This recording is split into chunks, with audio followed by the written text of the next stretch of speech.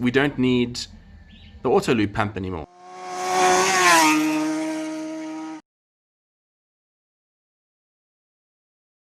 Alright, so this will be how to remove the oil pump, or not remove, just to disconnect the oil pump on the BWS.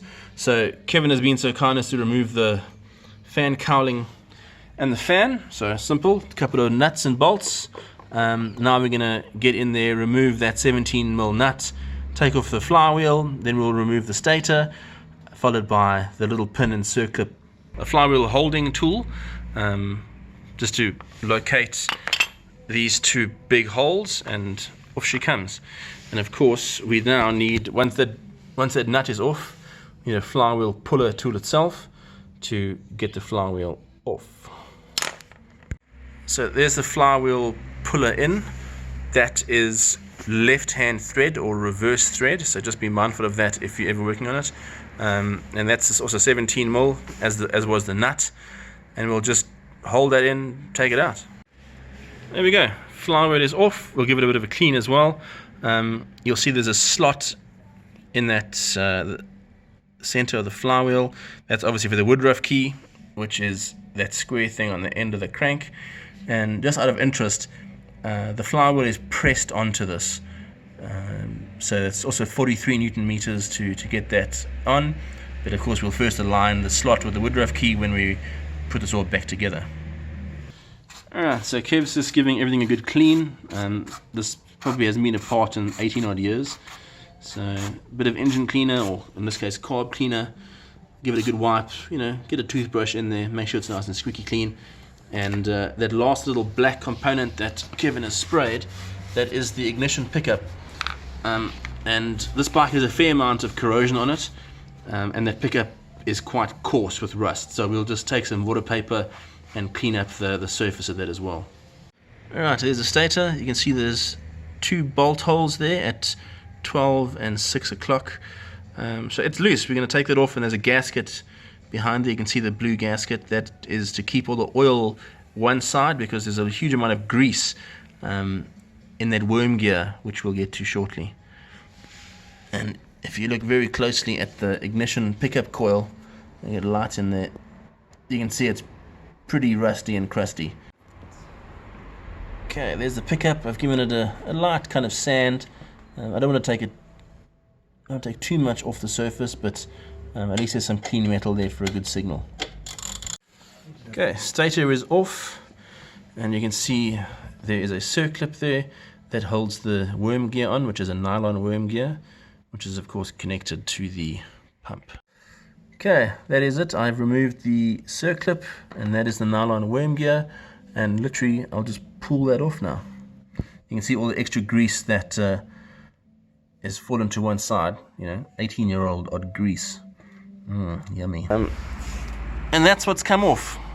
The circlip keeps that nylon worm gear on, and that little pin on the right hand side there's a hole in the crank which the pin goes into, which obviously goes into one of those 4 slots on the worm gear and spinning it. So obviously it won't be spinning.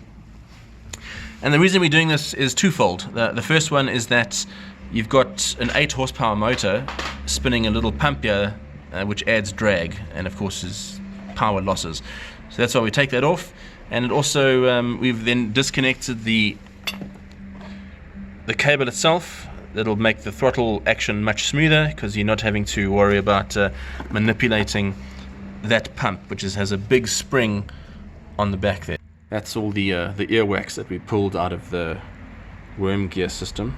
Alright, so we are now reassembling. We're going to insert the Woodruff key into the crank, which is this little sucker here. It's very tiny, and of course it very nearly got lost as we took the flywheel off, sorry, the stator off.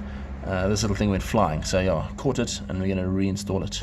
So there's the flywheel, cleaned it up on the initial pickup itself, so we'll install that. The trick now is, of course, this thing is one big magnet, and that little Woodruff key is loose, which is correct. It should be like it from the factory, but getting it on there, getting this on there and keeping that in one place is often a challenge. Alright, little top tip. So that Woodruff key is currently around about 11 o'clock. So I'm going to take the flywheel, line the slot up roughly 11 o'clock, somewhere about there, and then slide it straight on. Alright, so there we go, all lined up and on. And of course the next step is there's a little washer that goes back in there, followed by the nut, which in this case has some copper slip on it. And of course what you never want to do with anything like this, particularly on BWS, whether it's the crank or the variator side, you never want to hit this with an impact gun, because you end up stripping nuts and your life will be rather awkward. Alright, so next step is to nip up that central nut to 43 newtons as per the factory. So Kevin's going to help me hold the little homemade tool to do that, and I've got my trusty torque wrench here set to 43 newtons, and we're going to nip that up. Alright, flywheel's back on. Now I'm going to leave the reassembly to Kevin. So the fan's going to go on, a couple of little bubblegum rusty nuts, or bolts in this case, and the same thing, we'll put some copper slip on that. Again, it's going to get hot and rusty and it's old, so copper slip is definitely what you want. Lube. Alright, so the final step to disconnecting the two-stroke pump is of course the cable itself. Alright, so interesting little facts. The two-stroke pump cable comes molded with that nylon little connector. So you can't actually just, slide it around the side, because on the reverse side there's no slot. So that has to be cut off. Nothing wrong. We're never going to use it again, so off she goes.